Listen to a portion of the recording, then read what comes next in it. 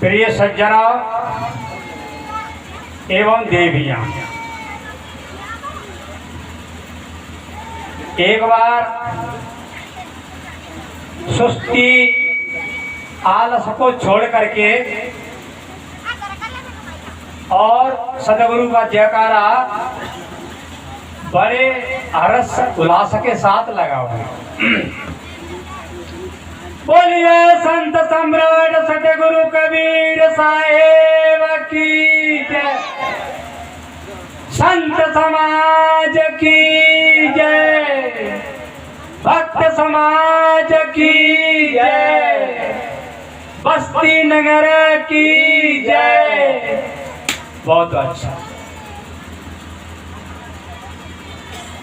सर्वप्रथम पारख के निर्माता संत सम्राट सदगुरु कबीर साहिब को नमन करते हुए एवं पूजा के योग सभी संत समाज पंडाल में बैठे हुए युवा एवं बुजुर्ग सज्जनों, अति श्रद्धावान श्रद्धालु देवियां एवं नन्हे मुन्ने बच्चे हो, मैं आपके सामने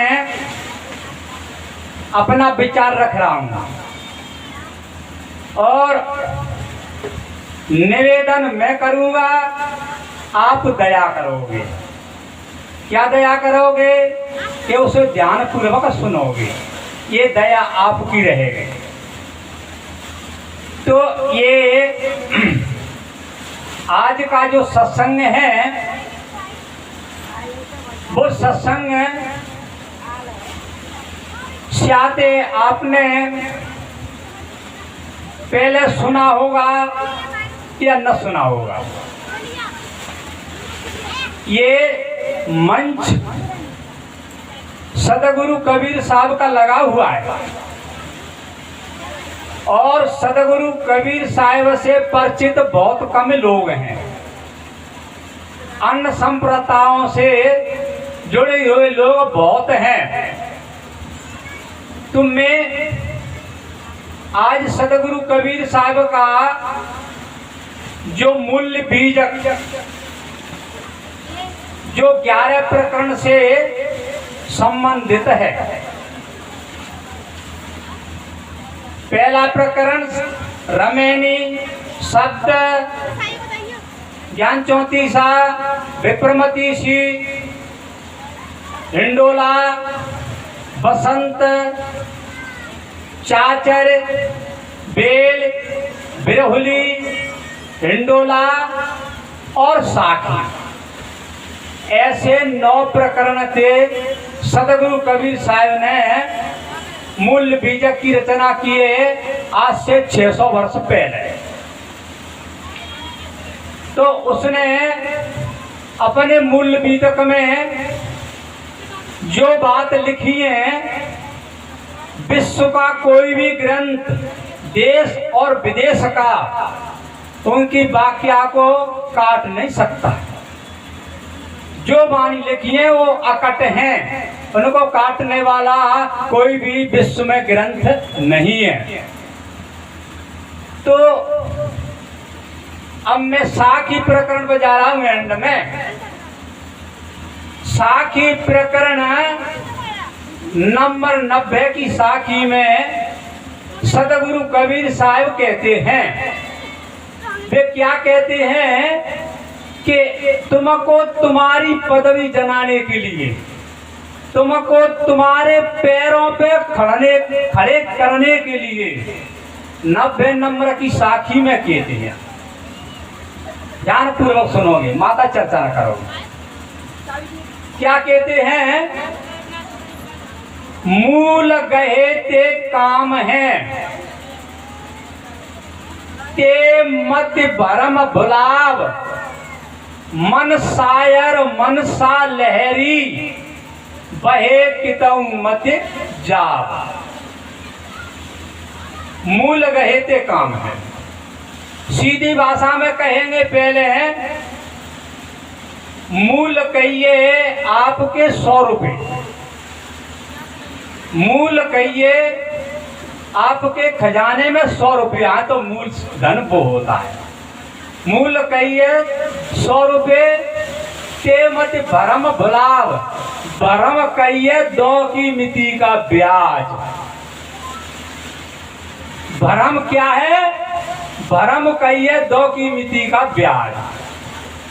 तो 2 की मिति के 2 रुपया के चक्कर में मनुष्य अपने 100 रुपये ने खोए बैठेगा।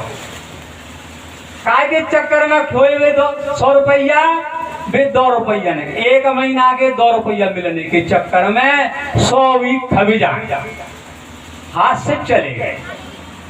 तो सतगुरु कबीर साहब कहते हैं मूल गहे ते काम है। अरे भैया 2 के ब्याज के चक्कर में मुझे पारे 100 ने अपनी जेब में रखा नहीं थे, 100 खवे में। ये एक वर्तमान का उदाहरण है। लेकिन मूल कहिए जो आप में बोलने वाला चैतन्य जीव रमैया राम है, आपके हृदय में कंठ में अंदर बोल रहा है, वो क्या है, जो बोलने वाला है वो ही मूल है। इसमें रमैया राम रमा हुआ है और उसकी सत्ता से एक काया डोल रही है, बोल रही है, खाए रही है, पी रही है, लड़ रही है, गाय दे रही है, रोटी बना रही है, रूस रही है और हंस रही है। तो वो काय ब्याज है। लेकिन मूल में क्या है, चैतन्य जीव उसकी सत्ता से भाई बहन सवेरे तो संजानो लड़ लेते हैं। काय की सत्ता से, वो बोल रहता की सत्ता से, और बाकी सत्ता हट गई आमे ते निकलेगा तो भाई बहन एक गाय नहीं दे पाएगा।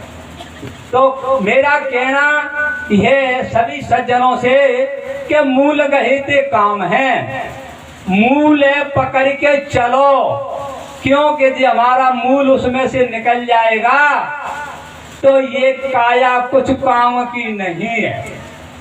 ये काया यहाँ की यहाँ ही जैसी की जैसी पड़ी रहेगी।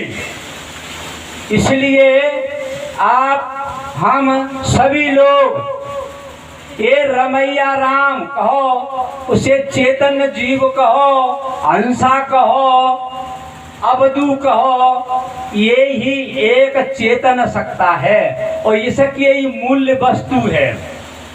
लेकिन इंसान ब्याज कहिए भरम, दूसरी तरह से ब्याज कहिए भरम। तो इंसान कई जगह भरम में पड़ा हुआ है, कई कई भरम में अपनी सत्ता छोड़ करके और जड़ पे भरम में पड़ा हुआ है, जड़ की सेवा पूजा में लगा हुआ है, जड़ पे अंधविश्वास कर रहा है, क्योंकि अपने केवल ये मूल्य छोड़ करके। एक जगह एक भाई की शादी हुई थी और वो लड़का था सिद्धांती घर का और उसकी पत्नी आई वेदांती घर की। पत्नी वेदांती घर की आई, अब बिहाई हुई आई तो पत्नी कह रही कि चलो पिया जी शिवालय मंदिर में चले। पति बोलता है देवी शिवालय मंदिर में जाकर के क्या करोगी? तो वो कहते हैं कि हाँ दर्शन पाएंगे। वो देवी कह रही है वहाँ दर्शन पाएंगे और कुछ मांगेंगे। सज्जनों, उस युवक के समझ में आई कि उसे पहले डांटा जाए तो ये नहीं मानेंगे, इसलिए उसको बोध कराया जाए। सज्जनों, दो पति पत्नी शिवालय मंदिर में, शिवालय नहीं समझो तो भोला जी के मंदिर में, ठीक है ना, चले गए। अब दो ने हाथ जोड़ के पत्नी ने हाथ जोड़ के और कछु मांगो, और बाने तो कछु नहीं मांगो, वह मोड़ा ने, और मोड़ी ने मांगो कछु। अब मोड़ी कहने लगी कि पिया जी, आपने शिव जी से क्या मांगा है? तो उसका पति बोलता है, देवी आपने शिव जी से क्या मांगा है? तो वो कहती है कि पिया जी, शिव जी पे मैं तो एक बढ़िया सुंदर सा पुत्र मांगे। अच्छा, ओके पिया जी, तुमने कि मैं तो कछु ना मांगो, मैं तो शिव जी को आशीर्वाद देने आओ, शिव जी को आशीर्वाद देने आया। पत्नी कह रही, शिव जी को तुम आशीर्वाद दोगे? शिव जी सबको आशीर्वाद देने वाले। अच्छा, तो देवी ये बताइए, तुमने को ये भोला जी पुत्र दे देगा? कि बिल्कुल, भोले भंडारी ये सबको देने वाले हैं। तो ठीक है, तो ये देवी जब आते भूलियो मतियो, जब तुम्हारी माई बातों को फैसला होगा तो उस बातों को भूलना नहीं।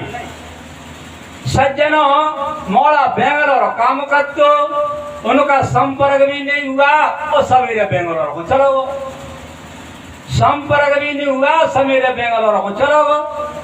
1 साल के बाद मोड़ा पैसा कमाए के लायो, 2 सूटकेस खरीदे, एक में सवन के पूरे घर के कपड़ा और एक में सामान।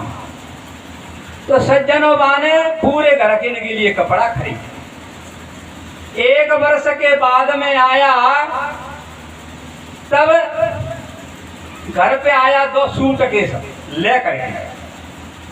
पत्नी ने पिया से कछु नहीं पूछा, 2 सूटकेस खोल में चिपटी कि जहाँ में कछु धन आते थे तो पिया में का है, जहाँ में जाए खोले।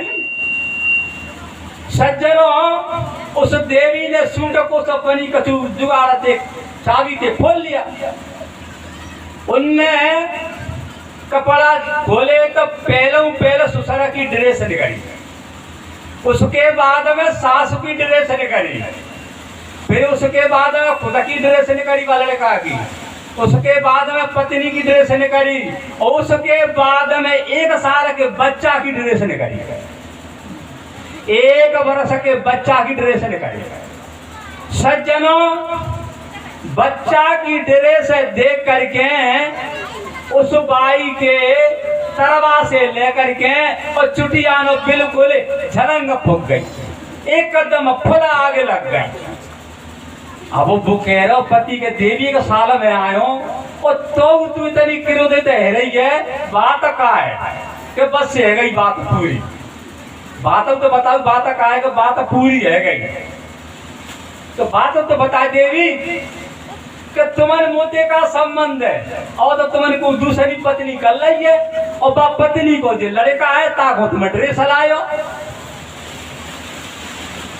अब सज्जनों पर बोला फड़ो, अब वो कह रहा पति के नहीं देवी, मैं किसी के बच्चा को ड्रेस नहीं लाया हूं, मैं आपके ही बच्चा को ड्रेस लाया हूं, आपके बच्चा को ही ड्रेस लाया हूं।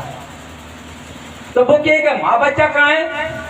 अरे देवी तेने मांगो तो माँ देख पे बुद्धि को सारा कहेगा, वो बता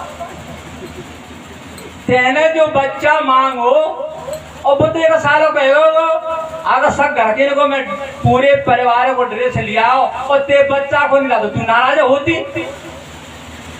अब तो पत्नी की ओर झलंग लग गई कि देख पत्नी झलंग मत करे, तेने महादेव पे मांगो, तेरी मेरी शर्त है, तेने कही कि महादेव बिल्कुल बच्चा देने वाले हैं, और मैं नो कही कि देवी पता नहीं, तेने नो कही गारंटेड शिव जी बच्चा देंगे, तो वह बच्चा बता दे, बच्चा कहाँ कर दो तेने, वो शिव जी ने देता बच्चा बता दे वो कहाँ है।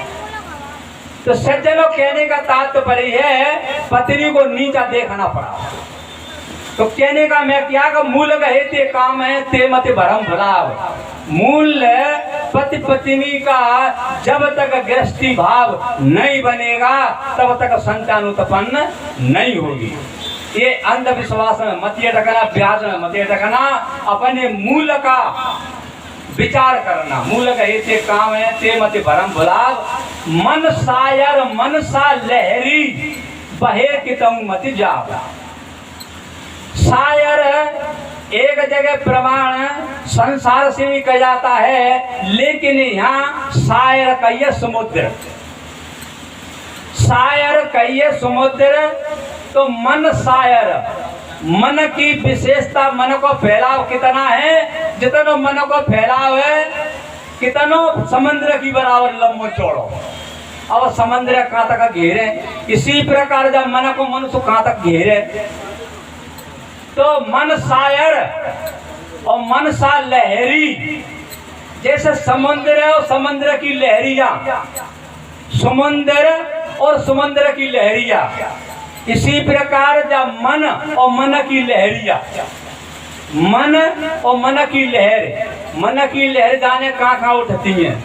आप मन की लहर को गिनन चाहो, ऐसे समुद्र की लहर गिनी जाती है। उसी प्रकार मन की लहर गिनो तो कैसे गिनो, सुबह उठो, पेन कापी ले लो और पेन कापी ले करके और तुम्हारे मन में क्या क्या ख्वाब उठे, वे ख्वाब ने को सारे ने को बापे लिखे लो काय पे कापी पे पेन थे, और फिर भाई संध्या को पढ़ो कि माए मन में का विषय आयो, का कल्पना आई, हमारा मन का भटको, बात दूसरे को बता नहीं पाओगे। ऐसे ऐसे मन में बुरे बुरे ख्वाब, बुरे बुरे विचार आते हैं। तो मन शायर मन सा लहरी बहे कि तुम मत जाओ, मन के चक्कर में तुम बहो मत।